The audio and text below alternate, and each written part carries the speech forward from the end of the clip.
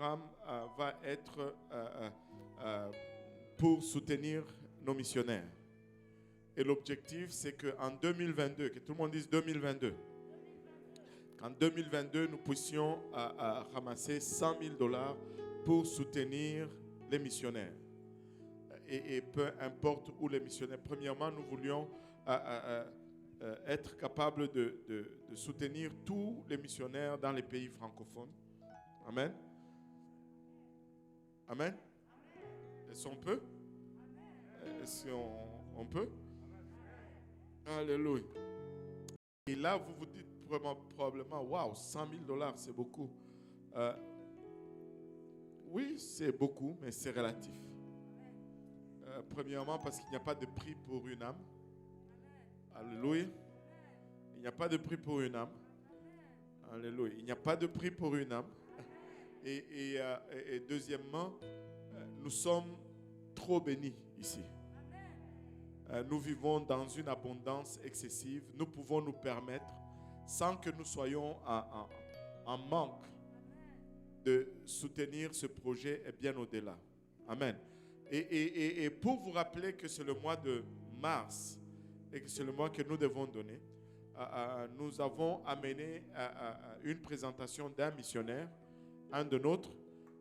Il était avec nous ici pour sa préparation. Il a fait 6 mois avec nous et puis il est parti pour le Burkina Faso. Et maintenant, il est missionnaire au Rwanda. C'est le frère Spotsman. Et il va être en députation, je pense, d'ici quelques mois. On espère qu'ils vont trouver le temps de passer par ici. Amen. Et donc, si la vidéo est prête, on peut la lancer.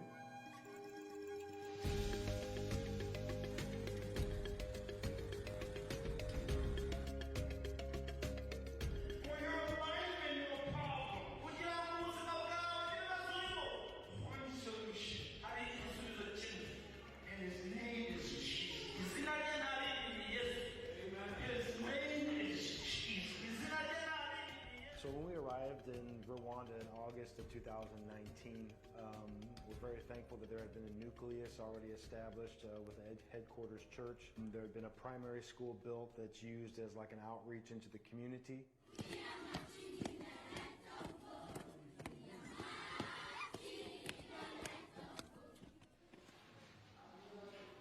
Now, who can remind you what we talked about previously in English?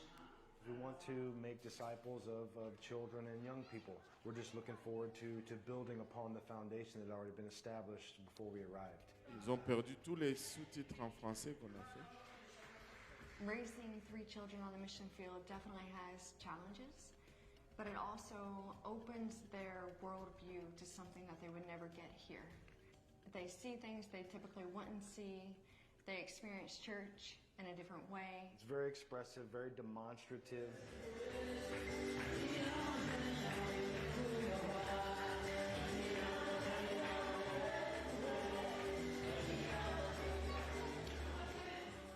The country is very beautiful. It's very manicured. There's no trash. There's nothing on the ground. It's a beautiful image. However, when you dig down a little bit deeper, that's when you're going to find that things don't look. They're not as they seem. They're not as they seem. In Rwanda, there was 1 million people that lost their lives in under 100 days.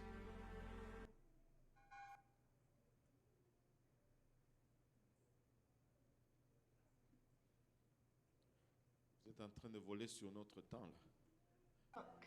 They're not as they seem. They're not as they seem. In Rwanda, there was 1 million people that lost their lives in under 100 days.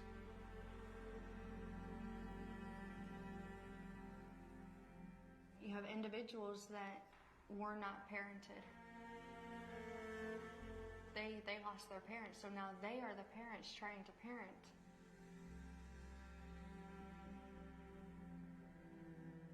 And so I think even with the Rwandan people, you may have a smile on their face, but down deep, they're not as they seem.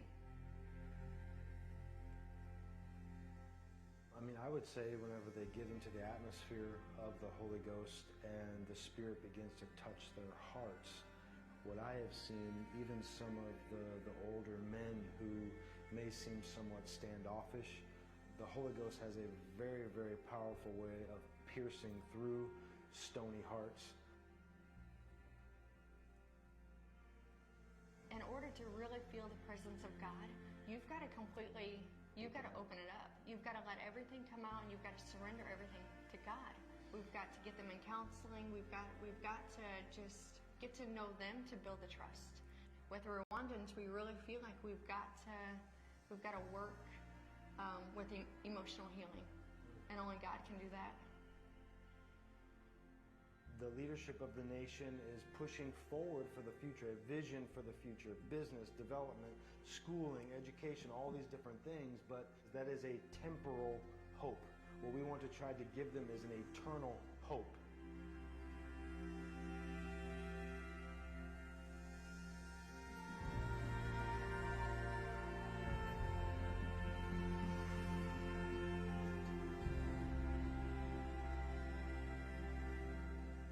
Would just like to give the opportunity for you to invest in the nation of Rwanda, invest in the revival of souls and the harvest of souls that God is bringing to that beautiful nation.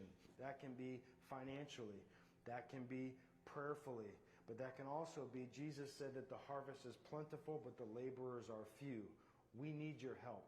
Aimers are more than welcome after, speaking to your leadership, speaking to your pastor, making sure the blessing is there.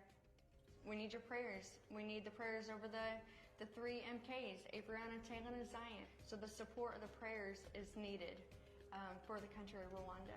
And then any other support, any giving that you're able to do, it's a blessing, and we thank you for it. Thank you so much, family of God, and God bless.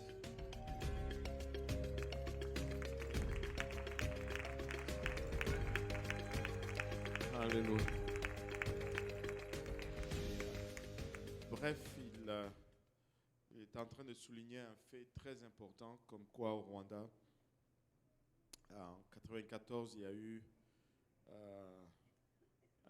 plus d'1 million de personnes qui ont été tuées en moins de 100 jours. Ça, c'est une hécatombe, c'est un massacre. Mais cela a laissé un grand vide parce que ce n'est pas un pays extrêmement peuplé non plus. Et donc, tu as des gens qui ont beaucoup de blessures émotionnelles. Le pays est très propre. C'est un des pays émergents en Afrique aujourd'hui. Il n'y a pas de saleté dans les rues, mais les choses ne sont pas comme ils paraissent. Parce que ceux qui sont parents aujourd'hui n'ont pas eu de parents eux-mêmes. Ils n'ont pas eu de parents parce que leurs parents ont été tués, mais eux, ils essayent maintenant d'être des parents. Et quand tu lèves cette couche superficielle, il y a beaucoup de blessures émotionnelles. Et c'est seulement par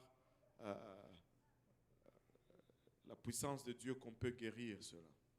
On peut leur donner l'éducation, l'école, les finances, le travail, mais cela ne sera pas touché si ce n'est par la présence de Dieu. Amen. Et nous voulons supporter, nous voulons encourager. Nous ne pouvons peut-être pas aller, mais nous pouvons aider ceux qui vont. Et le paradoxe est que nous sommes partis de là, justement pour fuir la situation. Mais eux, ils partent d'ici pour aller adresser la situation. Et en tout cas, nous devons donner. Nous devons donner. Et quand vous donnez à M100, écrivez sur l'enveloppe, sur autre M100. Et vraiment, on a des missionnaires à soutenir, on a des pasteurs à soutenir, on a des églises à construire.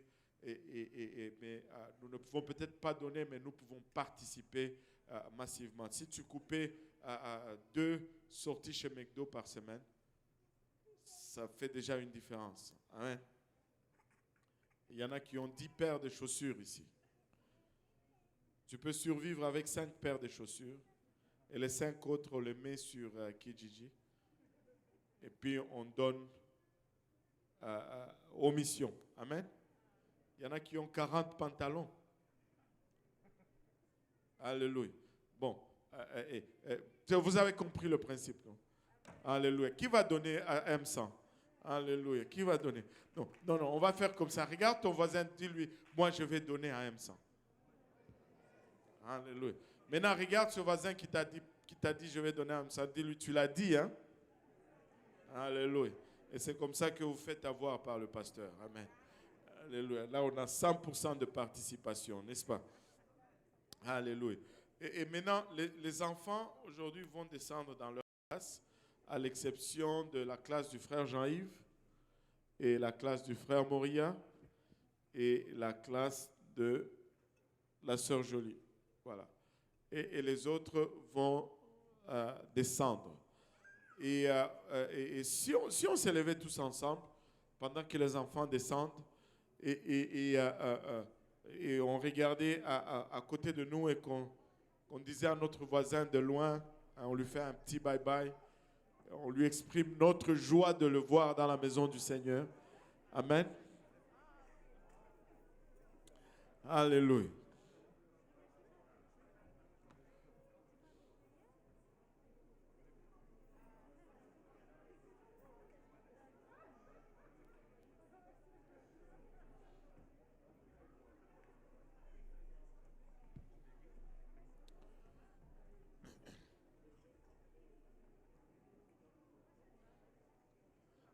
Alléluia.